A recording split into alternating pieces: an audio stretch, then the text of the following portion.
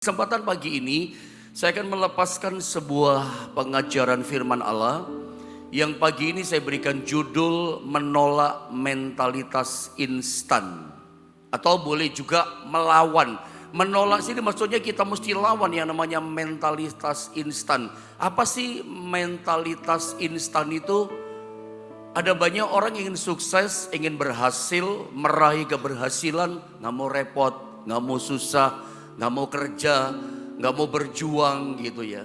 Itu ciri-ciri yang namanya mentalitas instan gitu.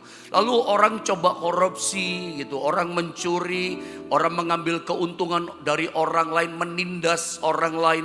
Itu tanda-tanda yang namanya mentalitas instan. Mau sukses, mau berhasil, tapi gak ada perjuangan, gak mau kerja keras gitu. Nah, ada banyak orang tidak bisa membedakan gitu antara keberhasilan sama keberuntungan, rancu gitu. Makanya menurut saya pengajaran ini penting untuk kita dengar. Pengajaran firman Allah ini penting untuk dilepaskan, untuk kita sama-sama memahami bedanya berhasil sama yang namanya beruntung. Di alam bawah sadar kita, saya pernah ajarkan, kita maunya beruntung. Nah, kita lihat saja kata firman Allah, saudara ya, supaya kita ini melawan yang namanya mentalitas instan gitu ya.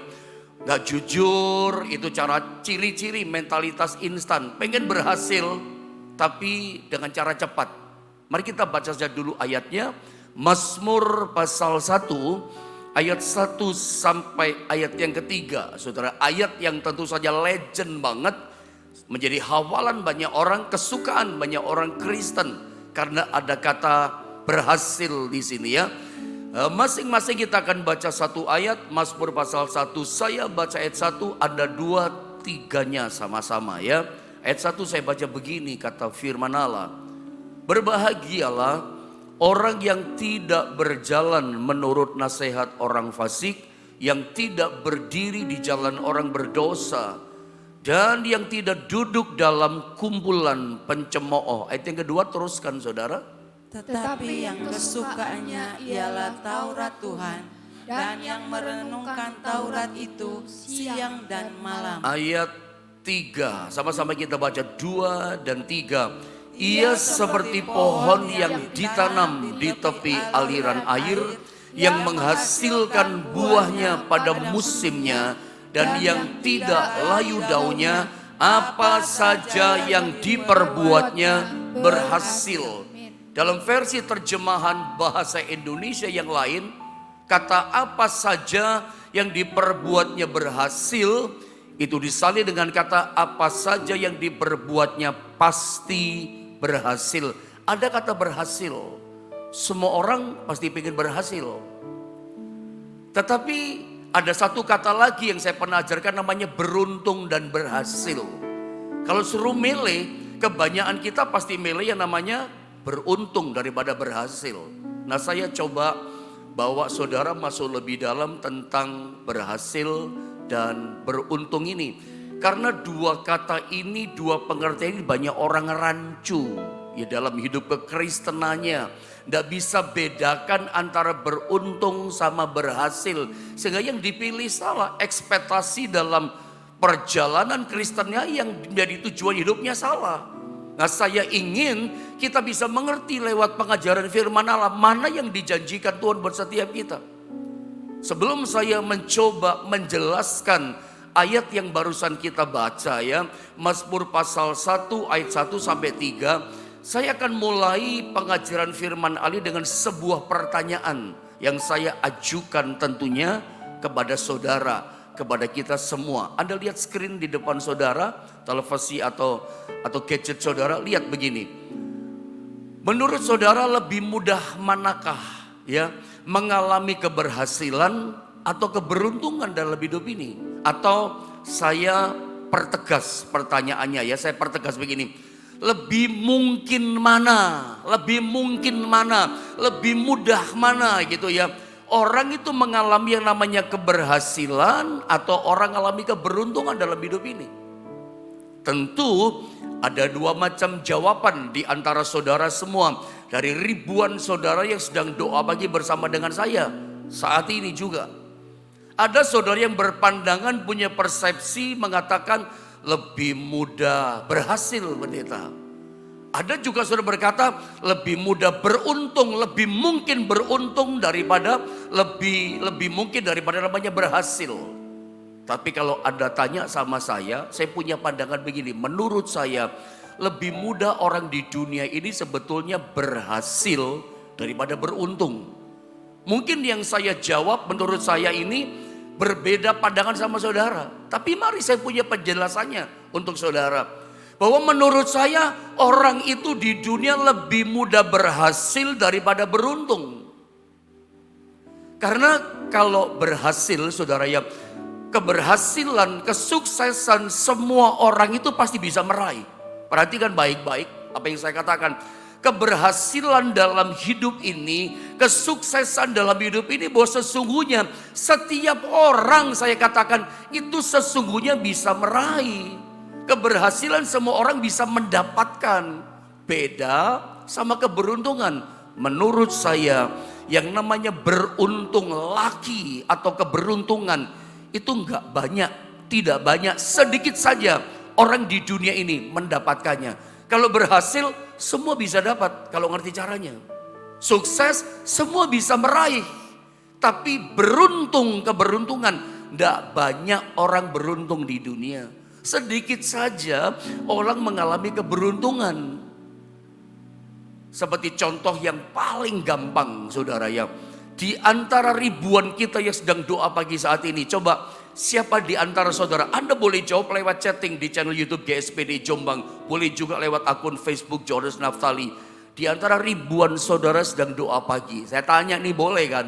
Saudara pernah nggak di antara saudara yang pernah mendapat undian berhadiah? Ada yang pernah dapat? Misalnya saya pernah Pak belanja di supermarket, suruh ngisi apa itu undian ya. Identitas, KTP, saudara, nama saudara, alamat, bla bla bla segala macam Anda isi. Pernah nggak dapat undian itu sebuah hadiah door prize-nya mobil, motor saja? Pernah dapat nggak? Kalau Anda pernah dapat, Anda boleh tulis di antara ribuan banyak orang. Nanti kita lihat presentasinya. Dari ribuan, kalau toh ada paling 1-2 yang beruntung. Sekian ribu yang lain saya nggak pernah dapat Pak. Saya saja sebagai seorang pendeta, jujur saudara ya, meskipun saya hamba Tuhan, saya selama ini belum beruntung saudara ya. Belum beruntung, saya sebut kalimatnya, mendapatkan undian berhadiah. Jangankan sebuah mobil, jangankan sebuah sepeda motor, kipas angin saja saudara yang setrika saja undian berhadiah nggak dapat. Pendeta pernah nggak ikut undian berhadiah? Pernah. Istri saya pernah belanja di supermarket dalam jumlah tertentu dapat undian kupon kan. Bahkan ada sebuah undian namanya apartemen, undian apalagi mobil ngisi, nggak pernah dapat tuh sampai sekarang. Seumur hidup saya belum pernah beruntung dapat sebuah undian berhadiah. Setrika saja yang murah saya nggak pernah dapat. Apa sih yang coba saya mau sampaikan, lepaskan sama saudara? Kalau kita bicara keberuntungan, gak banyak di dunia ini orang beruntung loh. Setuju gak dengan saya dari apa yang barusan saya ceritakan? Ya, kalau kita bicara beruntung, sedikit orang beruntung, gak banyak persentasenya. Saya mungkin kalau bisa melihat jawaban saudara, ada gak yang pernah dapat seperti itu? Mungkin sedikit. Saya tidak berkata tidak ada loh. Mungkin ada di antara saudara yang beruntung dapat undian berhadiah ini. Itu Anda beruntung. Di antara sekian banyak orang, Anda sedikit orang yang beruntung dapat itu. Bukan tidak ada, ada. Saya kasih tambah pertanyaan kedua. Pertanyaan begini, lalu mengapa banyak orang di dunia ini lebih mengharapkan keberuntungan? Padahal saya katakan sedikit kok orang beruntung. Tidak banyak orang di dunia ini mendapatkan keberuntungan. Tetapi mengapa, pertanyaannya, lihat screen ini. Banyak orang di dunia ini lebih banyak mengharapkan keberuntungan daripada keberhasilan. Jawabannya sederhana saudara ya.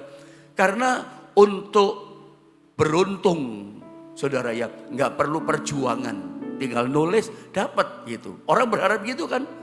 Beruntung dapatkan sesuatu, nggak perlu kerja keras gitu kan, nggak perlu kesetiaan gitu, nggak perlu ketekunan, nggak usah, nggak butuh persiapan prepare gitu. Beruntung kan begitu kan? Ciri-cirinya, identitasnya kira-kira seperti itu. Kenapa sih di alam bawah sadar kita sebagai orang Kristen tanpa kita sadari, kita lebih banyak mengharapkan keberuntungan daripada keberhasilan. Karena menurut kita begini, kan beruntung itu gak usah kerja keras, gak usah berjuang, gak usah bayar harga, gak usah setia, gak usah taat gitu kira-kira. Gak usah apalagi, gak usah butuh yang namanya ini dan itu, persiapan prepare gitu. Sedangkan keberhasilan butuh kerja keras, butuh perjuangan, butuh kesetiaan, butuh ketekunan, butuh integritas, butuh pantang menyerah dan seterusnya Anda lanjutkan. Itu keberhasilan. Tapi tetap dari awal saya kasih clue-nya sama saudara. Bahwa tidak semua orang bisa beruntung, tetapi semua orang bisa berhasil. Semua orang dapat meraih keberhasilan kalau dia melakukan apa yang dikatakan firman. Apa yang harus kita kerjakan untuk mencapai yang namanya keberhasilan. Makanya saya setuju kalau ada beberapa banyak hamba Tuhan, termasuk saya pernah mengajarkan bahwa lihat gambar ini berikutnya. Yang namanya keberhasilan atau boleh juga kesuksesan itu adalah kesiapan kita bertemu dengan kesempatan daripada Tuhan.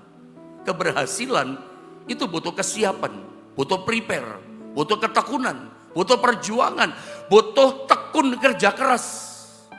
Bagian kita itu persiapan terus, tekun, lakukan bagian kita. Bagian Tuhan itu membuka pintu kesempatan buat kita. Bagian Tuhan itu membuka pintu yang namanya berkat buat kita. Kesempatannya dibuka bagian Tuhan. Nah ketika kita siap, kita masuk pada kesempatan Tuhan, berhasil. Saya yakin bahwa begini, Tuhan itu tidak sembarangan memberikan keberhasilan kepada orang. Tuhan hanya memberikan kesuksesan, Tuhan hanya memberikan keberhasilan kepada orang yang memang punya kesiapan. Keberhasilan itu gak sembarang Tuhan, nih dikasih. Tuhan hanya kasih kepada orang yang punya kesiapan. Satu contoh ya yang paling gamblang, yang paling clear jelas di Alkitab, Yosua itu seorang punya kesiapan diri. Dari mana kita tahu? Ayat firman Allah yang katakan, Yosua pasal 1 ayat 2, katakan ini, informasikan ini kepada kita. Saya baca ya, perhatikan ayat ini contoh bahwa keberhasilan itu adalah kesiapannya kita tanpa menyerah, ketekunannya kita, kesiapannya kita berjumpa dengan kesempatan yang datang dari Tuhan. Kesempatannya datang, kita siap, sukses kita, berhasil kita. Ada banyak orang gini, kesempatan datang, kita nggak siap, lewat, mubazir, sia-sia istilahnya, nggak dapat apa-apa kita. Yosua, kenapa sukses?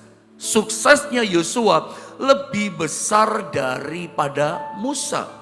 Apa sih di pikiran saudara kalau dengar nama seorang Yosua merobohkan tembok Yeriko? Itu kan kemudian. Apa yang terpikirkan di pikiran saudara ketika mendengar nama Yosua? Yosua pendeta yang berhasil memimpin bangsa Israel masuk tanah Kanan. Itu kesuksesan kemudian. Robohnya tembok Yeriko. Kepahlawanan peperangan Yosua mengalahkan musuh-musuhnya. Sampai berhasil sukses membawa Israel masuk tanah Kanan. Lebih sukses, lebih berhasil daripada Musa. Kenapa Yosua menjadi seorang pemimpin yang sukses berhasil? Ternyata diawali dengan sebuah kesiapan dirinya. Jadi cerita tembok Yeriko roboh, cerita kepahlawanannya, cerita-cerita yang begitu banyak menyertai keberhasilan Yosua. Itu kan kemudian hasilnya, tetapi dimulai sebuah proses yang namanya kesiapan. Orang ini siap gitu loh. Punya persiapan pantang menyerah. Punya persiapan kerja keras. Punya persiapan ketaatan dan kesetiaan. Itu Yosua. Saya baca ayatnya. Yosua pasal 1 ayat yang kedua. Saya baca. Hambaku Musa telah mati. Tuhan ngomong sama Yosua. Yosua, hambaku Musa telah mati. Sebab itu dikatakan apa? Bersiaplah sekarang.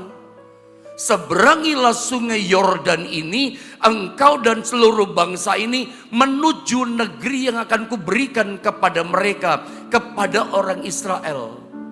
Saya suka katakan kalau pakai ayat ini, Tuhan tidak pernah ngomong, tidak pernah berkata kepada Yosua, Yosua, hambaku Musa telah mati. Sebab itu sekarang kamu tidak bisa berbuat apa-apa. Enggak. Makanya ketika Tuhan pakai seorang hamba Tuhan, atau Tuhan pakai siapapun, Tuhan tidak pernah tergantung dan bergantung sama orang itu. Makanya ketika Musa mati, rencana Tuhan jalan terus. Ketika Musa mati, Tuhan tidak pernah, Musa itu memang hebat dipakai Tuhan. Seorang yang mengabdi hidupnya untuk Tuhan. Tapi meskipun Musa dipakai Tuhan, Tuhan tidak pernah bergantung sama Musa. Makanya ketika hambanya mati, rencananya Tuhan jalan terus, visinya Tuhan jalan terus, kerjaannya Tuhan jalan terus. Ada siap orang yang menggantikan. Yang dipakai menggantikan Musa siapa? Seorang yang punya persiapan diri. Dan Tuhan tahu seorang yang punya persiapan diri itu, nama orang itu adalah Yosua. Makanya apa kata Tuhan? Yosua, bersiaplah kamu sekarang, seberangi sungai Yordan engkau dan umat Israel ini. Itu kata Tuhan.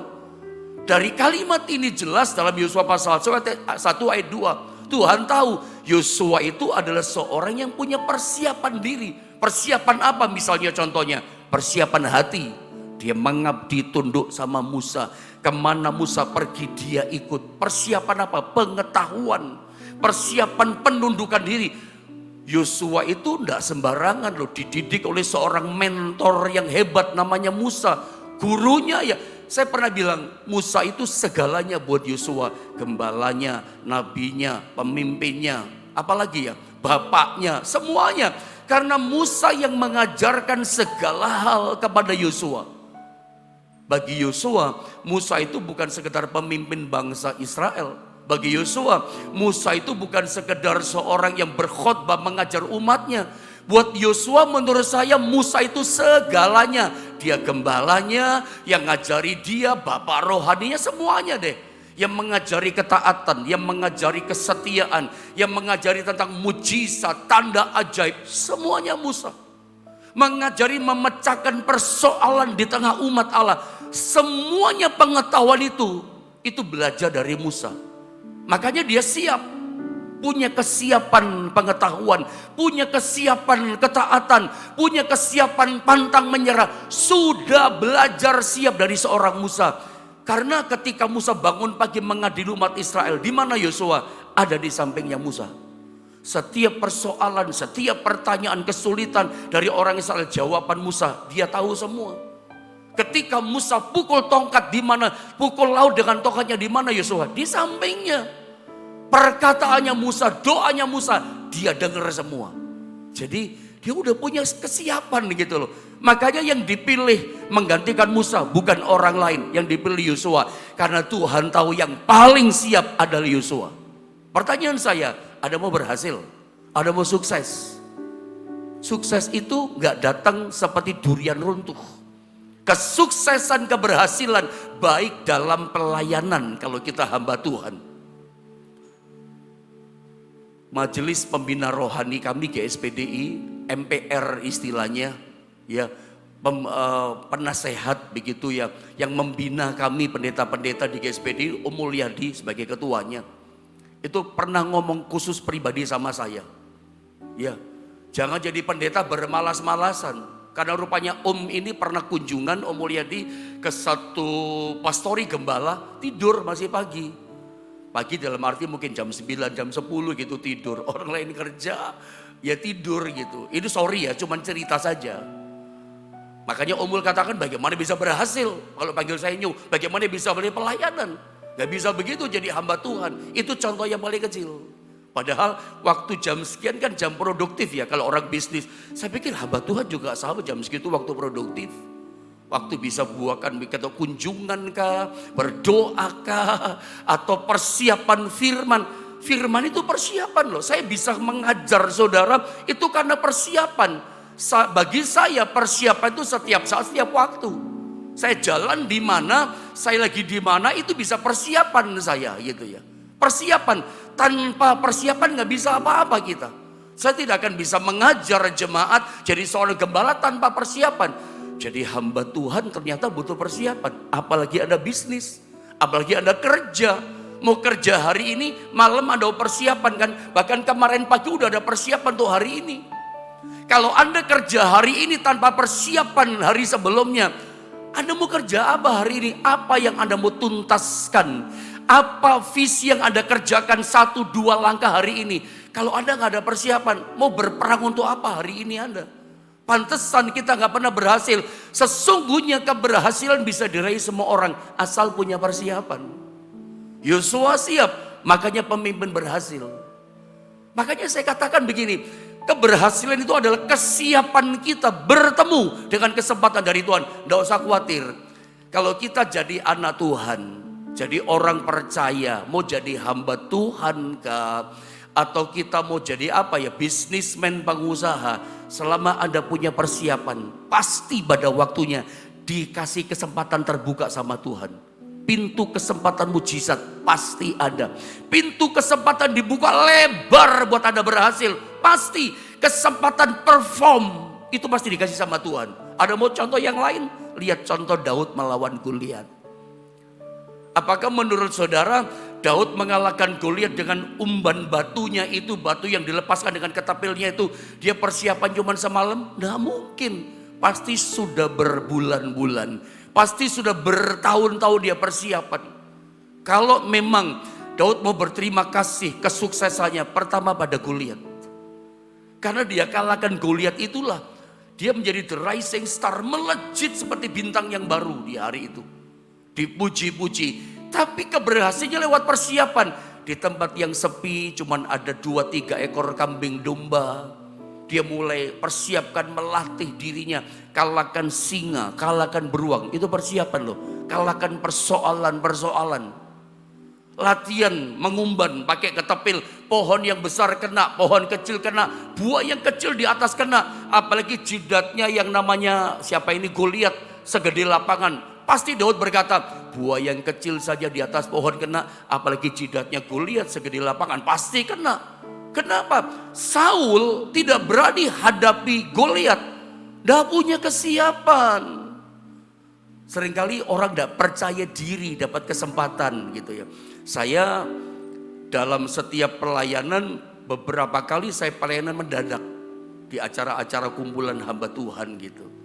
Bahkan ada orang-orang lebih senior. Kalau saya misalnya disuruh gitu ya, Pak Yohanes yang pelayanan, saya nggak pernah menolak, katakan dulu maaf. Karena saya punya persiapan setiap hari. Jadi kalau saya mau datang kemanapun saya punya persiapan. Saya tidak pernah kata gini, oh yang sana saja, enggak. Kalau saya ditunjuk, dikasih kesempatan sama Tuhan lewat hamba yang lain, oh siap saya. Bukan untuk kesombongan ya saudara ya. Bukan untuk membanggakan diri, tidak. Tapi memang bagi saya setiap hari ya persiapan gitu ya. Dan memang persiapan saya memang banyak untuk mengajar. Jadi siap saja. Persiapan itu penting, itu kan kesempatan kan, itu contoh kecil. Ketemu di satu tempat berkumpul, dikasih kesempatan, nanti Bapak ya renungan, oh siap, itu kan kesempatan sebetulnya kan, dari Tuhan, lewat seseorang, teman yang lain, hamba Tuhan yang kesiapan. Makanya Tuhan itu hanya memberikan keberhasilan, promosi kepada siapa? Orang yang siap. Pada waktunya kesiapan saudara tidak percuma. Kesiapan saudara kemarin tadi malam untuk kerja hari ini tidak percuma. Datang kesempatan besar dibuka pintu sama Tuhan. Berhasil Anda saudara. Siap saja. Sekarang masih buntu tidak apa-apa. Siap saja terus. Belum berhasil, belum sukses. Persiapan terus. Itu yang saya coba lepaskan. Katakan sama saudara. Jangan menyerah. Lihat Daud persiapannya seperti itu. Tidak ada apa-apa sebetulnya, tapi dia terus latihan mengumban. Dia tidak pernah berpikir ada musuh besar dia kalahkan Goliat. Dia tidak berpikir dia akan menjadi seorang bintang yang baru bersinar, dipuji banyak orang. Daud tidak pernah berpikir sementara dia bikin persiapan bahwa Tuhan akan kasih kesempatan dia tampil di gelanggang dunia yang besar. Dia tidak pernah berpikir, tidak pernah timbul dalam hati. Sementara dia persiapan, dikasih kesempatan perform sama Tuhan. di antara bangsa Israel dan bangsa Filistin, dua bangsa. Tidak pernah mikir, tapi itulah kesempatan yang Tuhan beri kepada siapa? Orang yang punya persiapan diri. Mau berhasil, punya kesiapan. Ya, seperti Yosua tadi saya sudah tunjukkan contohnya. Kesiapannya macam-macam, pengetahuan. Kerja butuh pengetahuan. Jangan pernah puas dengan skill yang Anda punya hari ini. Jangan pernah puas dengan pengalaman kerja yang sudah ada. Terus tambah, terus bertambah. Karena Tuhan mau seperti itu. Juga persiapan iman, persiapan rohani. Kalau Anda nggak punya persiapan iman, persiapan doa, persiapan firman dalam hati kita, nanti dihantam masalah, melempam Anda kayak kerupuk, mengkerut Anda. Aduh, nggak siap saya deh, nggak berani deh, ini jobnya besar, kompetitornya besar. Nggak punya iman kan? Persiapan iman juga penting. Kesiapan iman, kepercayaan akan pribadi Tuhan membuat Anda berani hadapi tantangan. Itu karena siap, kalau enggak mental kita, gemeter kita hadapi job besar. Esther, contoh yang tidak asing. Kenapa dia jadi ratu? Memang pertama karena kasih karunia Tuhan itu pasti. Tapi yang kedua, persiapan dia punya.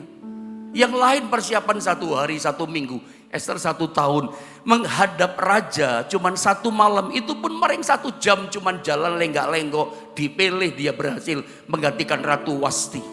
Kenapa dia jadi ratu? Persiapan setahun. 6 bulan awal, kalau saudara baca setengah tahun awal dilumuri minyak mur, menghilangkan bau. Bau apa ya? Bau kampung segala macam lah, tidak usah bicara lebar itu. 6 bulan kemudian minyak kasai supaya tubuhnya keluar harum. 1 tahun loh persiapannya. Hanya menghadap raja 1 malam, itu pun 1 jaman gak sampai. Persiapannya matang. Detail persiapannya panjang. Persiapan model kayak Esther itu butuh ketekunan, butuh keyakinan, butuh integritas, butuh ketaatan, butuh bayar harga. Loh, macam-macam persiapannya. Tapi dia berhasil Esther. Itu bukan cuma karena anugerah. Saya setuju kita orang Kristen ya dan amin hidup dalam anugerah Tuhan. Saya seorang hamba Tuhan yang sangat terpesona dengan kata anugerah. Karena saya secara pribadi mengalami namanya anugerah Tuhan. Begitu indah secara pribadi, secara fakta saya alami dalam keseharian hidup saya. Saya dipelihara oleh anugerah Tuhan. Ya dan amin. Saya sangat senang kalau menyampaikan pengajaran tentang anugerah. Karena saya sangat terpesona dengan pengajaran kata anugerah. Saya alami itu anugerah Tuhan. Memang Esther karena anugerah. Tapi kalau dia nggak punya kesiapan, nggak bisa. Memang kita hidup dalam anugerah, yes gitu ya. Tapi kesiapannya itu panjang Esther, saudara. Saya masuk rupanya kepanjangan saya. Tapi saya coba tunjukkan Mazmur 1:1-3. Lihat ayat yang ketiga langsung saya baca. Di atasnya itu kan merenungkan Taurat Tuhan, firman Allah. Atau saya baca deh ayat 2. Tetapi yang kesukaannya, suka, ini persiapan ini. Ialah Taurat Tuhan. Ya, kesiapannya. Yang merenungkan Taurat Tuhan, firman Tuhan siang dan malam. Ini kesiapan rohani ini. Tiap hari merenungkan firman. Tiap hari kesukaannya Taurat Tuhan. Cintanya sama firman, merenungkan firman setiap hari. Siang dan malam itu berarti tiap-tiap hari. Terus dikatakan ayat 3. Hasilnya begini, ia akan seperti pohon yang ditanam di tepi aliran air. Yang menghasilkan buahnya pada musimnya. Dan yang tidak layu daunnya. Lihat. Apa saja yang diperbuatnya berhasil. Apa saja yang diperbuatnya pasti berhasil. Bagaimana cara kita berhasil? Mazmur 1 ayat 2 dan 3 mengajarkan harus punya persiapan. Kalau Anda mau sukses berhasil dipromosikan sama Tuhan, dikasih kesempatan berhasil sama Tuhan, mesti punya persiapan. Di ayat ini persiapannya rohani. Renungkan firman tiap hari. Baca firman tiap hari. Lakukan firman tiap hari. Maka Tuhan kasih keberhasilan dalam hidup kita. Ini pun kalau diterjemahkan panjang dan dalam. Kalau ada bisnismen punya persiapan. Persiapannya apa? Ada yang tahu lebih dari saya. Persiapkan pembukuannya. Persiapkan hari ini menghadap kepada siapa saja. Dan segala macam. Anda terjemahkan sendiri. Harus ada kesiapan. Apa yang Anda kerjakan hari ini? Udah ada persiapan sebelumnya. Seperti pagi ini saya mengajar saudara. Tadi malam bahkan lebih awal saya bangun tadi pagi. ya, itu udah punya, saya persiapan kembali sehingga saya bisa melepaskan pengajaran ini. Saya tahu apa yang saya mesti katakan.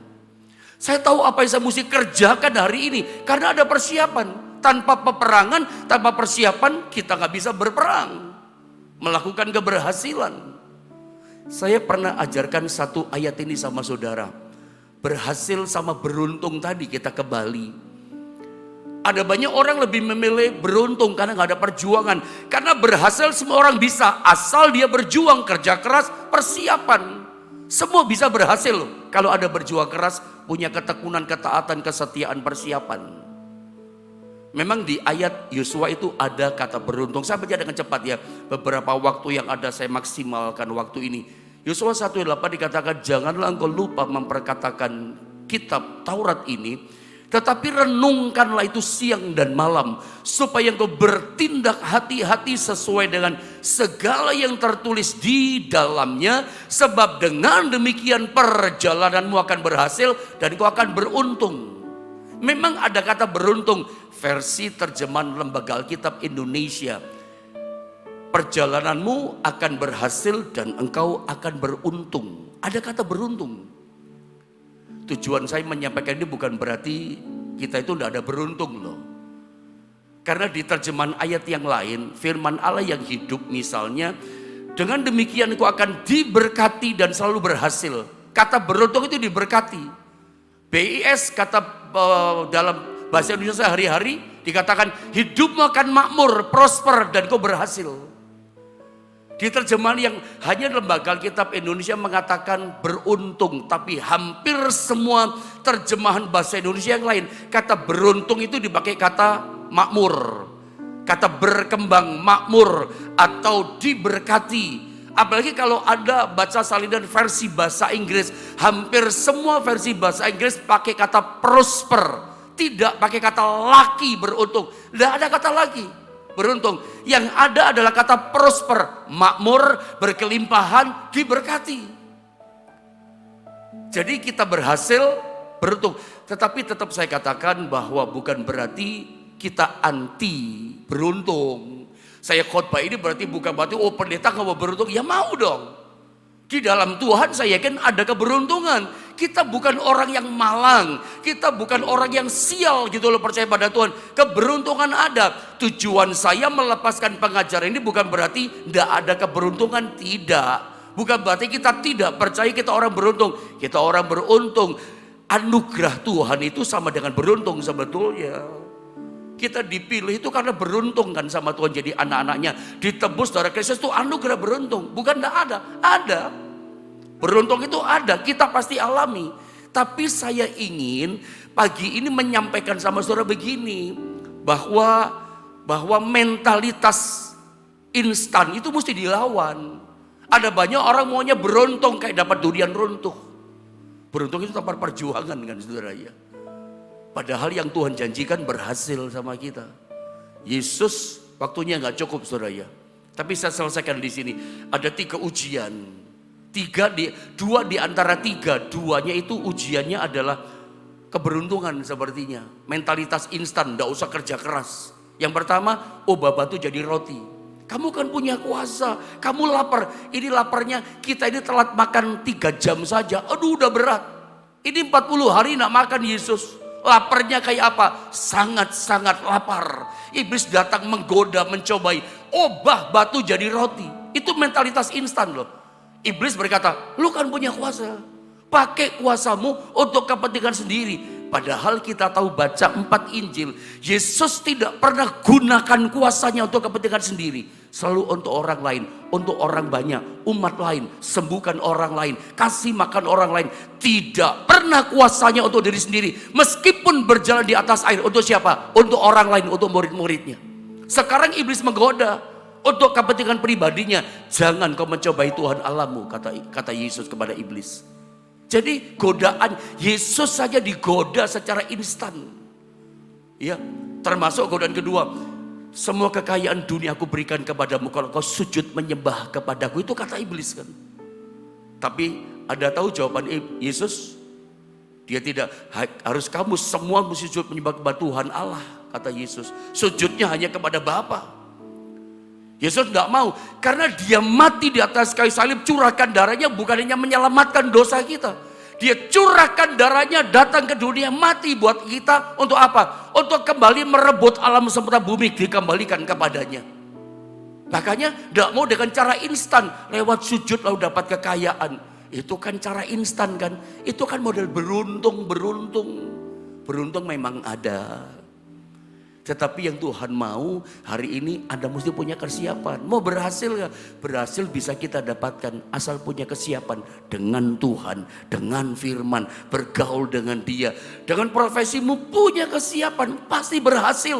Kesiapan pekerjaan bersama dengan Tuhan, pasti sukses, pasti dipromosikan sama Tuhan. Beruntung itu nanti kemudianlah saudara. Begitulah kira-kira. Bukan nanti beruntung ya. Beruntung itu pasti ada. Pasti ada. Kesempatan terbuka itu pun keberuntungan juga buat saudara. Tidak usah khawatir. Ada beruntung di dalam Tuhan juga. Tetapi keberhasilan juga diberikan. Tujuan saya melepaskan pengajar ini.